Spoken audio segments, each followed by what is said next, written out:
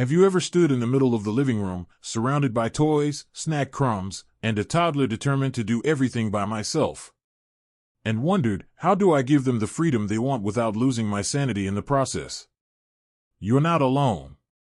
Whether you're a grandparent raising a little one full-time, or just stepping in to help a few days a week, chances are you've had moments where it felt like a battle between letting go and staying in control. And let's be honest, when you're in your 60s or 70s, that tug-of-war can be exhausting. The patience doesn't stretch quite as far, the energy runs out a little quicker, and sometimes you find yourself questioning whether you're doing it right. But here's the thing. You have something young parents don't always have: wisdom. Years of experience. A deeper understanding of what really matters in the long run. And that gives you a unique advantage. You don't need to chase perfection or stay 2 steps ahead of every meltdown. What you can do is help toddlers become more independent without losing your own calm and center in the process. In this video, we're going to talk about 5 smart, simple ways to help toddlers grow into capable little people while still keeping your own sense of peace. These aren't complicated strategies or new age parenting fads. These are grounded, practical approaches that work and feel right for where you are in life. Let's start with the first one, giving them choices you can live with. Now, I know how tempting it is to make every little decision for them. It feels faster, easier. And maybe when you were raising your own kids, you didn't give them quite so many options. You told them what was happening, and that was that. But toddlers today, especially with all the influence of modern parenting styles, they are encouraged to voice their needs and make choices early on. Here's the key, though: they don't need unlimited freedom. That just overwhelms them, and you. What they really need is to feel like they have some control in their world. You can offer that in small, manageable ways. Instead of saying, "Put on your shoes," try, "Would you like to wear the blue shoes or the red ones today?" It's a simple shift, but it gives them a sense of power. And that power, when directed properly, reduces resistance and builds their confidence. You're still in control of the situation, but you're inviting them into it. And when they feel included, they're more likely to cooperate. One grandmother I spoke to said it changed everything when she stopped barking orders and started giving 2 options. She said, "I wasn't yelling by lunchtime anymore. I just let him feel like he had a say, and that made all the difference." The second thing that helps toddlers learn independence, without things turning into chaos, is letting them struggle a little. Now, I know how hard this one can be. Watching a tiny person fumble with a zipper, or try to carry a cup of water that's clearly too full, can trigger that instinct in us to jump in and fix it. We want to help. We want to spare them the mess or the frustration. But here's the thing: independence is built through effort. And yes, sometimes through mistakes. When you let a toddler try something hard, and you stay nearby with gentle encouragement, they learn something powerful: I can do hard things. You might have to bite your tongue as they spill the water, or put their shirt on backward, but if you step back just a bit and let them figure it out, you'll notice something amazing. Their confidence starts to grow. They stand taller. They try more things. And over time, they become more capable. Now, of course, you'll still step in when safety is involved. But when it's just a matter of it taking longer, or not being done perfectly, those are the golden moments. Let them wrestle with it a little. Let them feel that tiny victory. And you'll both feel more proud than frustrated. I remember a man in his 70s who said to me, "I used to zip my grandson's coat every morning just to get us out the door on time. But when I started giving him a few extra minutes to try it himself, I realized something: he didn't just learn how to zip. He learned how to stay calm and keep trying." That's what independence really looks like. Not perfection, but perseverance. And that leads us naturally to another approach that works wonders: creating routines that toddlers can predict and participate in. Routines are like the heartbeat of a toddler's day. They offer structure without rigidity. And for you, as someone who might not want to manage chaos all day long, they can be a real gift. When a child knows what to expect, they fight less. They feel safer. And that safety actually frees them to be more independent. For example, if getting dressed is always a struggle, you can build a simple routine around it. Maybe you lay out 2 outfits the night before. In the morning, you let them choose, then they try to dress themselves while you make breakfast. You're nearby, available if needed, but you're not hovering. Over time, they begin to take pride in that little part of their day that's theirs. The same thing works with cleanup time. Instead of saying, "Clean up this mess," try using a little song or phrase every day, around the same time.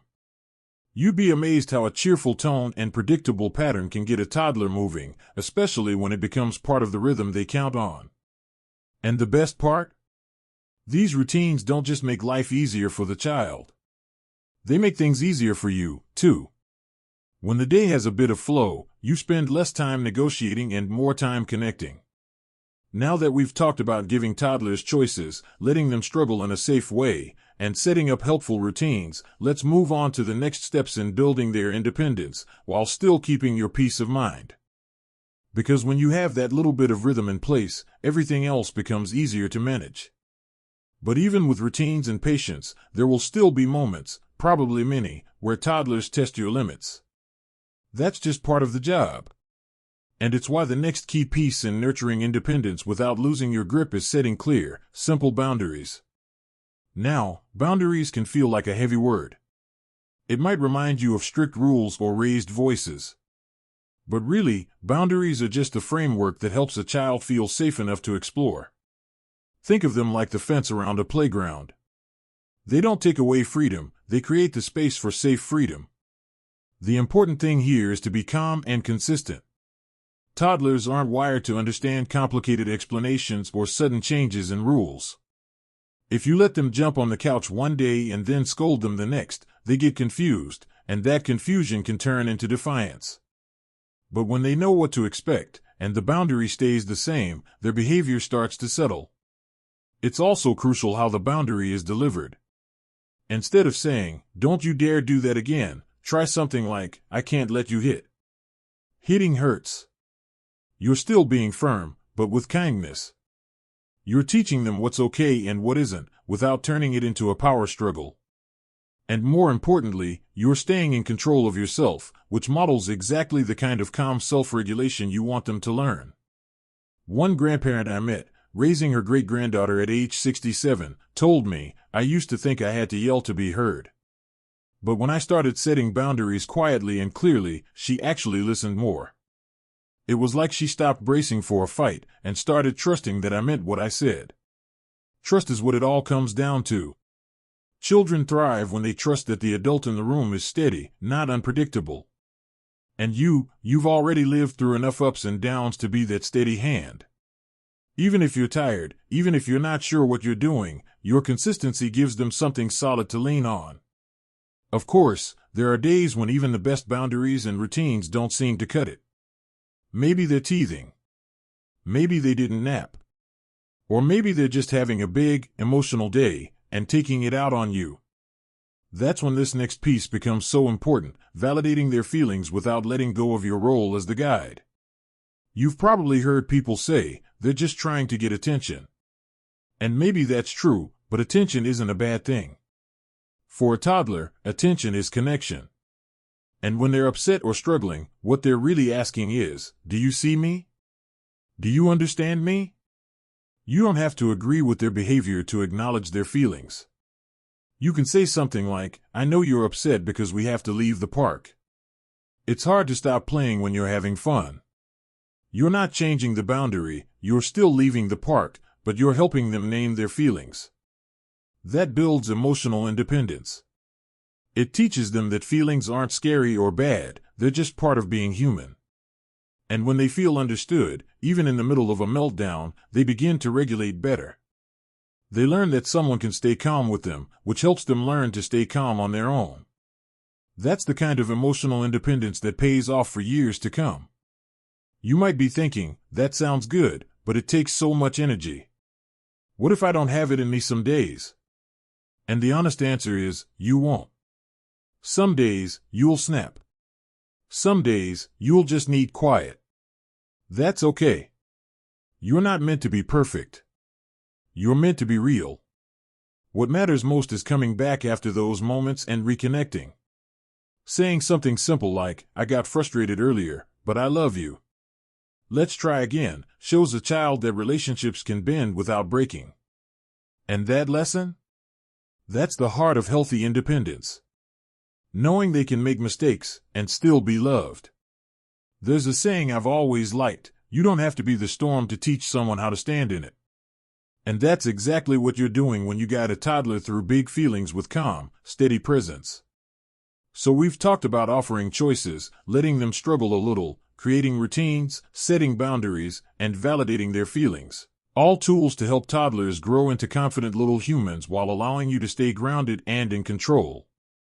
But there's still one final piece that ties everything together and keeps both you and your little one moving forward together in harmony. And when you think about it, all of these approaches, giving choices, allowing struggle, building routines, setting clear boundaries, and validating emotions, they all come together to support one powerful goal, raising a child who believes in themselves. But here's the final piece that often gets overlooked, especially when we're focused on keeping everything running smoothly, letting go of perfection. If there's one thing toddlers are good at, it's reminding us that life is messy. Meals get spilled. Socks never match. Toys seem to multiply overnight. And as someone who's already lived a full life, maybe you remember when your own kids were young, and you felt pressure to make it all look neat and tidy. Well, if you didn't let go of that pressure then, now's your chance. Because real independence, for both toddlers and adults, starts when we release the idea that everything has to go just right. That dinner must be cooked at the same time every evening. That a meltdown in the store is some kind of failure. That the living room should always be picked up before bed. It's okay to leave a little room for imperfection. In fact, it's more than okay, it's necessary. Because when a toddler sees you make space for the imperfect, they learn it's safe to be human. They learn that progress matters more than perfection. That trying is more important than getting it right the first time. And if you've lived even a few decades, you know how true that really is. I remember talking with a man in his early 70s who was helping raise his grandson. He said something that stuck with me. He said, at first, I wanted everything to go by the book, meals, bedtime, discipline. But eventually, I realized we were both happier when I stopped trying to be the perfect grandparent and just started being present. That presence, that honest, flexible, loving presence, is worth more than any perfectly followed schedule or spotless playroom. Letting go of perfection doesn't mean letting go of structure or guidance. It just means leaving space for grace. For patience. For laughter when things go sideways, and for understanding when you both have a rough day. And that kind of atmosphere? It builds the strongest kind of independence, the kind rooted in love and trust, not fear or performance. And while we're here, let me just say this, it's okay if this journey feels hard sometimes. You're doing something remarkable, helping raise a young child at a stage in life when many people are thinking about slowing down.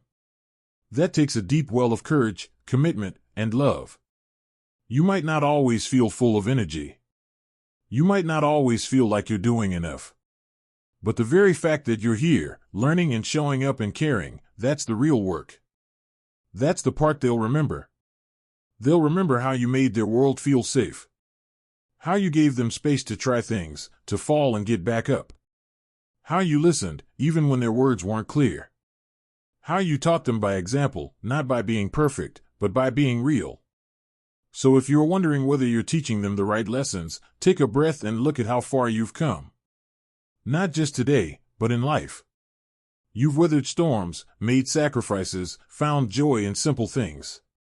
And now, you're passing that legacy on. Every time you pause instead of react. Every time you let them try something hard on their own. Every time you smile and say, I love you no matter what. You're showing them how to stand on their own 2 feet, and how to do it with compassion and courage. So keep going. Keep showing up. And on the days it feels like too much, remember this, you're not doing it alone. There's a whole community of people just like you, quietly doing the hard work, with grace and grit. And even if no one says it out loud, it matters more than you know. I'd love to hear how you are supporting independence in the little ones in your life. Whether you're a grandparent, a guardian, or just helping out a few days a week, your experience matters. Share your stories in the comments. We learn from each other more than we realize. If this video helped you feel more confident, give it a thumbs up, and consider subscribing for more conversations like this, real talk, for real life, at every age. And remember, no matter where you are in your parenting journey, it's never too late to lead with love, to learn new ways, and to grow alongside the child you're raising. Here's to letting them grow, and to letting yourself grow right along with them. Take care of yourself, and as always, here's to living your best life, one imperfect, beautiful day at a time.